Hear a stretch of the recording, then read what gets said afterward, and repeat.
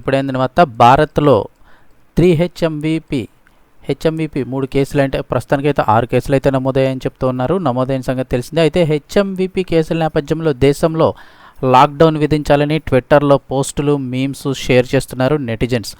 మరికొందరైతే వ్యాధి ఒకరి నుంచి ఒకరికి అంటుకోకుండా బాధ్యతగా నడుచుకోవాలని సూచిస్తూ పోస్టులు పెడుతున్నారు. దీంతో ఇప్పుడు ట్విట్టర్లో హ్యాష్ ట్యాగ్ ట్రెండింగ్ అయితే కనుక lockdown hash tag lockdown trending అయితే అవుతుంది.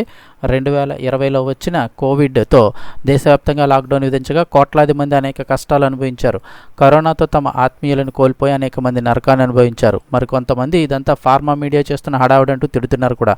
ఏం జరుగుతుందనేది అయితే చూడాల్సి ఉంది. ప్రస్తుతం ట్విట్టర్లో హ్యాష్ ట్యాగ్ లాక్డౌన్ అయితే కనుక ట్రెండింగ్ అవుతుంది. ఇక చైనా ప్రజలను ఉక్కిరిబిక్కిరి చేస్తున్న హెచ్ఎంపివి వైరస్ భారత్లోకి ప్రవేశించింది. ఇవాళ ఒకే రోజు 4 కేసులు నమోదయ్యాయి. ప్రస్తుతానికి 6గా అయితే చెప్తూ ఉన్నారు. కర్ణాటకలో 2, గుజరాత్లో 1, కోల్కతాలో 1 కేసు నమోదైంది. తాజాగా ఈ హెచ్ఎంపివి వైరస్ వ్యాప్తికి కేంద్ర ఆరోగ్య శాఖ కీలక ప్రకటన చేసింది.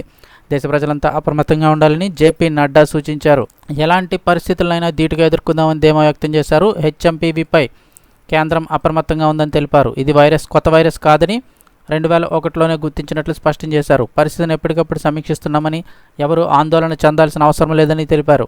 ఇక హెచ్ఎంపివి వైరస్ లక్షణాలు కూడా ఫ్లూ, ఇతర శ్వాసకోశ ఇన్ఫెక్షన్ల మాదిరిగానే ఉంటాయని వైద్య నిపుణులు వెల్లడించారు. దగ్గు, జ్వరం, ముక్కుదిబ్బడగా అనిపించడం, శ్వాస తీసుకోవడంలో ఇబ్బంది వంటివి కనిపిస్తాయి.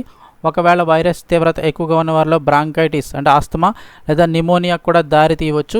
వ్యాధి లక్షణాలు బయటికి కనిపించడానికి 3 నుంచి 6 రోజులు పడుతుందని చెప్పారు. ముఖ్యంగా చూస్తే చిన్నారులు, వృద్ధులు, బలహీనమైన రోగనిరోధక శక్తి కలిగిన వ్యక్తులు అంటే ఇమ్యూనిటీ పవర్ తక్కువగా ఉన్నవాళ్ళు దీని బారిన పడే అవకాశాలు ఎక్కువగా ఉంటాయని నిపుణులు చెప్తున్నారు. అందరూ తగిన జాగ్రత్తలు తీసుకోవాలని అయితే సూచిస్తున్నారు.